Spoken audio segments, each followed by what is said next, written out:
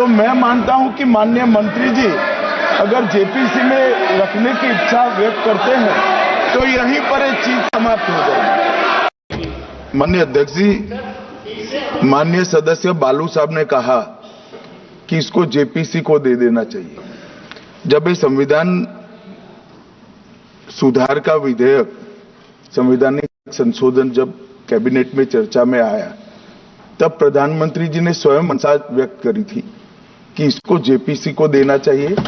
इस पर विस्तृत चर्चा सभी स्तर पर होनी चाहिए। इसलिए मुझे लगता है कि इसमें सदन का ज्यादा समय जाया करे बगैर अगर मंत्री जी कहते हैं कि इसको जेपीसी को सौंपने के लिए वो तैयार है, तो जेपीसी में होगी और के रिपोर्ट के आधार पर कैबिनेट इसको पारित करेगी, तब भी फिर से चर्चा होनी है।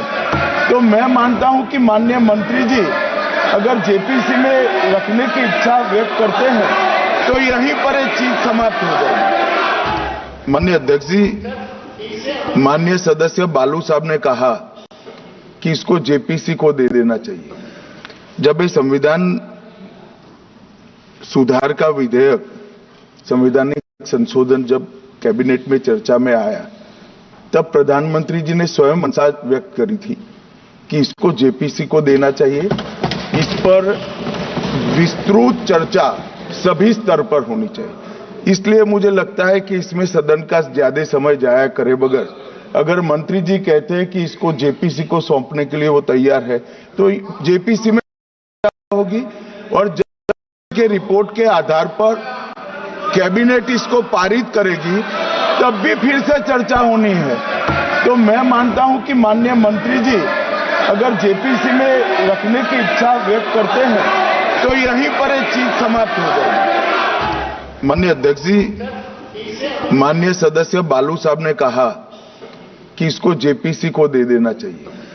जब ये संविधान सुधार का विधेयक, संवैधानिक संशोधन जब कैबिनेट में चर्चा में आया, तब प्रधानमंत्री जी ने स्वयं मंशा व्यक्त करी थी कि इसको जेपीसी को देना चाहिए।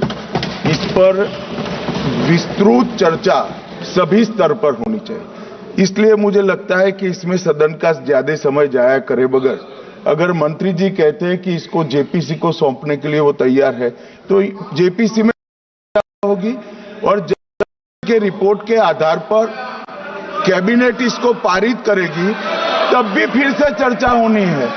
तो मैं मानता हूं कि माननीय मंत्री जी अगर जेपीसी में रखने की इच्छा व्यक्त करते हैं तो यहीं पर ये चीज समाप्त हो जाएगी।